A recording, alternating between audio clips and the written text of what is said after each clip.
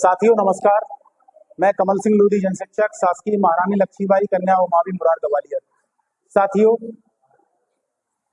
Social study कक्षा 6 LOS क्रमांक 605 कठिन अवधारणा, इस छोटे से वीडियो के माध्यम से हम अक्षांश रेखाओं पर अपनी समझ विकसित करेंगे। अक्षांश रेखाएं अर्थात लैटिट्यूड पर हम अपनी समझ विकसित करेंगे। साथियों आइए देखते हैं।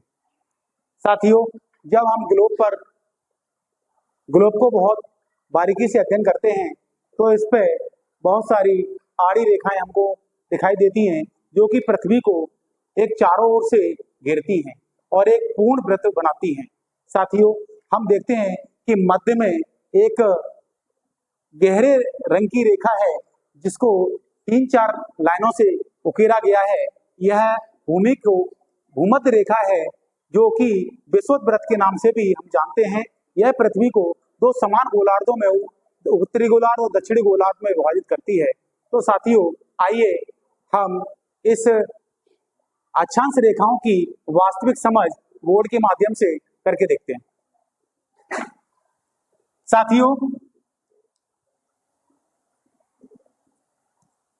हमेशा ग्लोब हो या मानचित्र हो अथवा हम बोर्ड पर कोई आकृति बनाए, ऊपर हमेशा पृथ्वी के उत्तर ही रहेगा और नीचे हमेशा दक्षिण रहेगा, इधर पूर्व रहेगा और इधर पश्चिम रहेगा।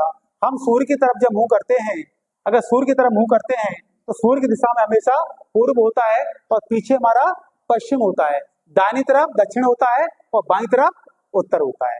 ठीक है, तो इस तरह हम दिशाओं का पता लगाते हैं। तो ऐसे ही हम जो है जब बोर्ड पर कोई चीज उकेरते हैं या ग्लोब पर ऊपर हमेशा उत्तर दिशा रहती है, नीचे दक्षिण दिशा रहती है। तो ऊपर उत्तर दक्षिण है। अब नीचे अब देखिए आप एक जो है भूमध्य रेखा की हमने कल्पना की। भूमध्य रेखा कितने डिग्री पर स्थित है? 0 डिग्री पर स्थित है। बच्चों साथियों, 0 डिग्री पर जो भूमध्य रेखा है वो पृथ्वी को दो समान भागों में बांटती है, उत्तरी गोलार्ध और दक्षिणी गोलार्ध। अब आप देखिए कि 0 डिग्री जो भूमध्य रेखा है वहां से उत्तरी गोलार्ध में और दक्षिणी गोलार्ध में प्रत्येक 1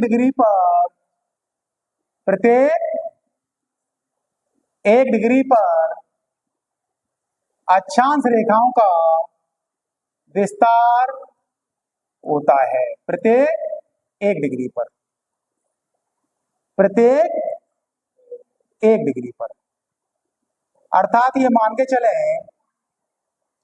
कि यह 0 डिग्री है तो यह 1, 2, 3, 4, 5 और ये लास्ट में 90।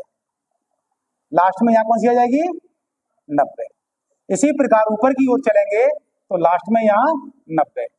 मतलब यह है कि 0 डिग्री जो अक्षांश रेखा है अर्थात भूमध्य रेखा है, इससे प्रत्येक 1 डिग्री पर उत्तरी गोलार्ध में 90 अक्षांश रेखाएं और दक्षिणी गोलार्ध में 90 अक्षांश रेखाएं हमने कल्पित की हैं। प्रत्येक 1 डिग्री पर 1 डिग्री पर एक अक्षांश रेखा, दूसरी डिग्री पर दूसरी अक्षांश रेखा, तीसरी डिग्री पर तीसरी अक्षांश रेखा। कहां तक गई है? 90 डिग्री तक। कहां तक? 90 डिग्री तक, यहां तक। और ये पूरा वृत्त लगाती हैं, पूरा चक्कर लगाती हैं। हमको बोर्ड पे दिखाई दे रही है लाइन, ये लाइन नहीं है, एक वृत्त है। वृत्त क्या है? वृत्त है। इसीलिए भूमध्य रेखा को भूमध्य वृत्त कहते हैं और अन्य जो रेखा है उनको भी अक्षांश वृत्त कहते हैं। 0 डिग्री अक्षांश वृत्त, 1 डिग्री अक्षांश वृत्त, 2 डिग्री अक्षांश वृत्त, 3 डिग्री अक्षांश वृत्त। तो अक्षांश रेखा को हम वृत्त क्यों कहते हैं?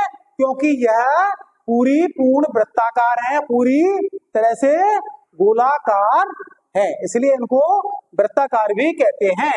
तो 90 उत्तरी ध्रुव में और 90 दक्षिणी ध्रुव में, 90 उत्तरी गोलार्ध और 90 दक्षिणी गोलार्ध, कुल कितनी हो गई? 80 अक्षांश रेखाएं। यदि भूमध्य रेखा को भी हम अक्षांश रेखा मान लें तो एक जुड़ जाएगा इसमें और रेखाएं हो जाएंगी 181। 181 अक्षांश रेखाएं हमने अपनी पृथ्वी पर कल्पित की हैं, प्रत्येक 1 डिग्री पर। इन रेखाओं में आपसी दूरी, दो अक्षांश रेखाओं के मध्य की दूरी 111 किलोमीटर है। 0 डिग्री 1 डिग्री से 2 डिग्री तक जाने में जो दूरी है वो कितनी है? 111 किलोमीटर। तो इनके दो अक्षांश रेखाओं के बीच की दूरी है 111 किलोमीटर। कुल संख्या कितनी है? 100। भूमध्य रेखा को मिला दें तो 181। लेकिन साथियों, ध्रुवों पर यह केवल एक बिंदु के आकार का वृत्त है। ध्रुवों पर यह वृत्त केवल ऐसे है, ऐसे, तो इसको वृत्त की संज्ञा नहीं देते, इसलिए इसको अक्षांश रेखा या वृत्त मानना जो है, कई भूगोलवेत्ता इसको नहीं मानते। इसलिए यदि यह ध्रुवीय अक्षांश वृत्तों को हटा दें तो इनकी संख्या 179 रह जाती है। साथियों, विभिन्न प्रकार की एग्जामों में इस तरह के प्रश्न तोड़ करके पूछे जाते हैं।